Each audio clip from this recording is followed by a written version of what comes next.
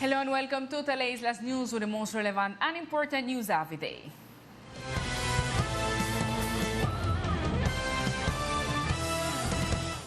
The vaccination process against COVID-19 continues to advance on the island. At this moment, the process is focused on the elderly population, with 13 vaccinated to the date.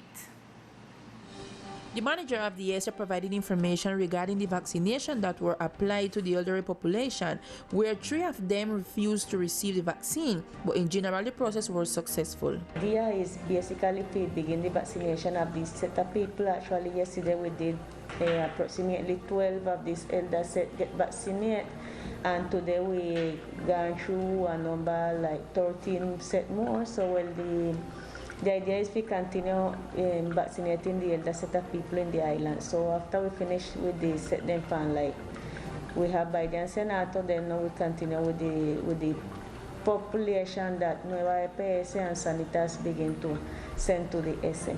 Yesterday we had planned 14 people to get vaccinated, and when we get through with 13, 3 of them manifest that they wasn't too sure about the vaccine, so then decided that they didn't want to get vaccinated. But the majority got through with it, so I believe definitely it is a good number, it's a good balance, and the invitation to the community is we will permit this vaccination because really it is a release for us as community, as society, to get over this COVID-19. Of the 54 vaccines sent to the island so far, 25 have already been evacuated, and a package of 126 new vaccines were approved by the Ministry of Health for the archipelago.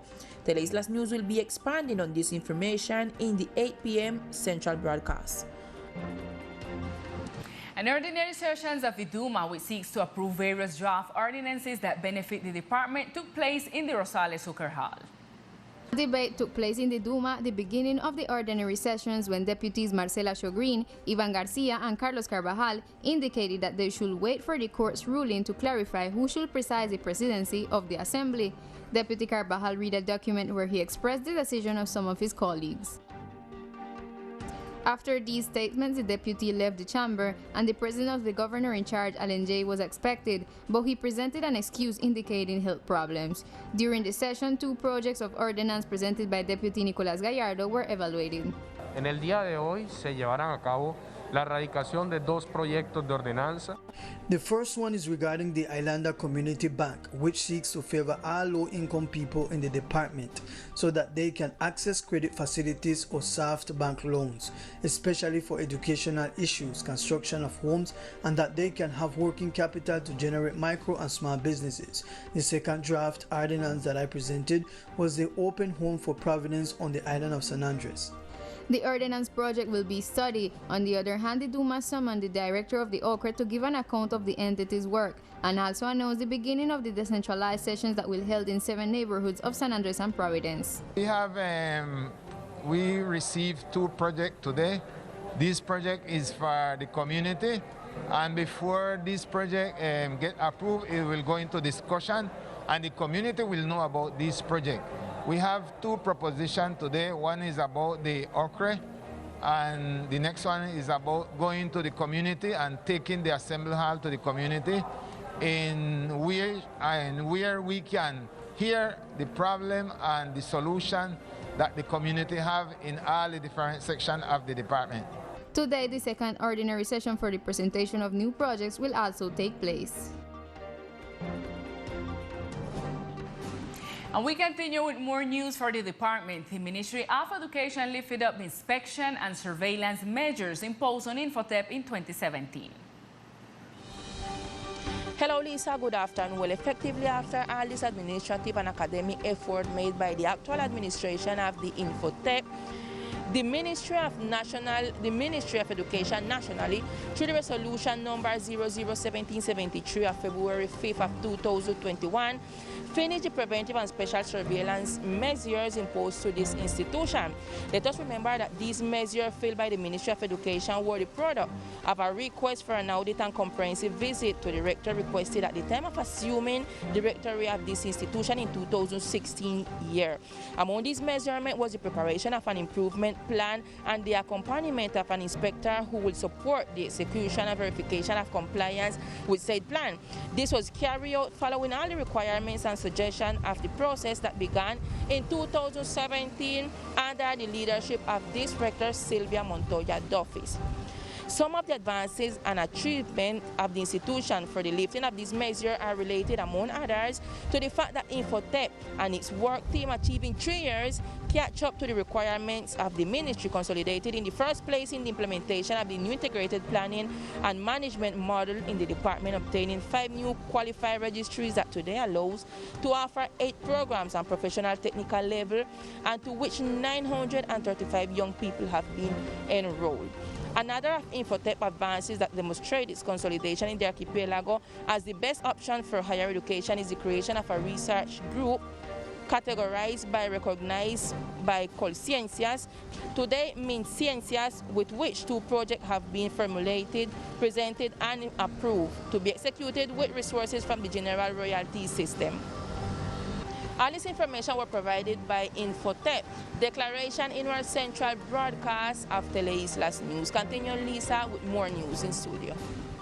Thank you, Silveta. On March 4th, different institutions will join in a day of underwater cleanup. Here are all the details around this upcoming activity. Hello, Lisa and all the TV viewers. With this video, I want to announce and tell everybody about the subaquatic cleaning that will be held on Thursday, 4th of this month in our department. We talked to the Captain Port, Rodrigo Quintero, who is organizing this event that helps to mine our environment.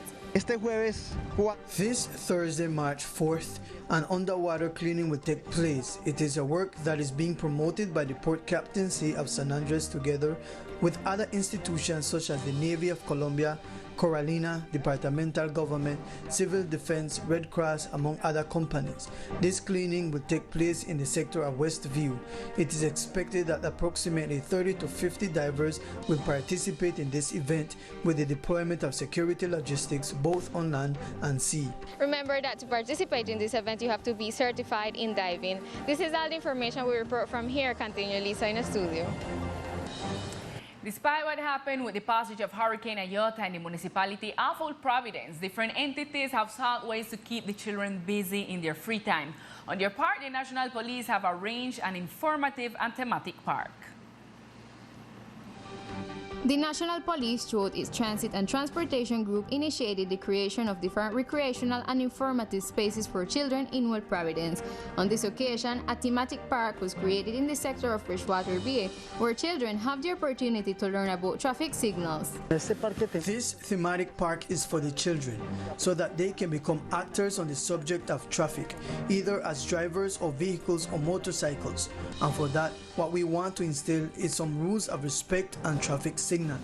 This is the simulation of signaling on the road. We have extreme end signals, we have vertical signals, and at least this will allow them to know something about what are the signals on the road, and that concerns them when in the future they are drivers of vehicles. I thank the police them because for all what them they teach we, for all what them they do for we, and if they never shoot them, if they never shoot them, me never did because I never know about the regulamentarian. So. In addition to these spaces, the National Police has also organized different workshops that seeks to socialize the importance of being careful on the roads for the elderly. And at this time, we continue with all the sport news of our department.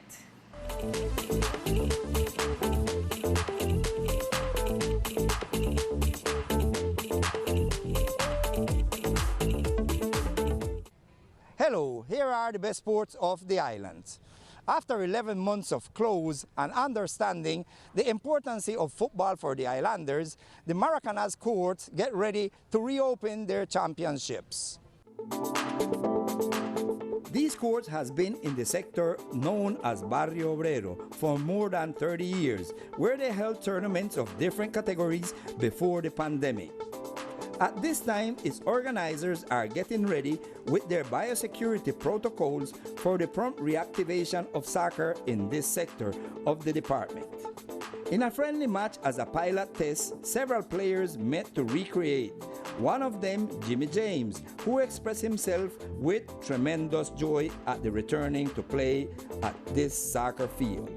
It's an important thing to meet with our friends or people to have our next opportunity to play football and integrate with all of us and comply with the law that the government implies. Touring the Maracanas field again is a pleasant feeling for many players, as it helps to integrate and have fun in a healthy way, as stated by Jimmy James. Now we continue with the weather forecast. The weather forecast for today, 2nd of March, in the coastal area of the archipelago, the sky is mainly sunny. Temperature is 29 degrees Celsius with wind from the northeast direction with intensities of 29 km per hour. Humidity forecast is 63% and probability of precipitation is 1%.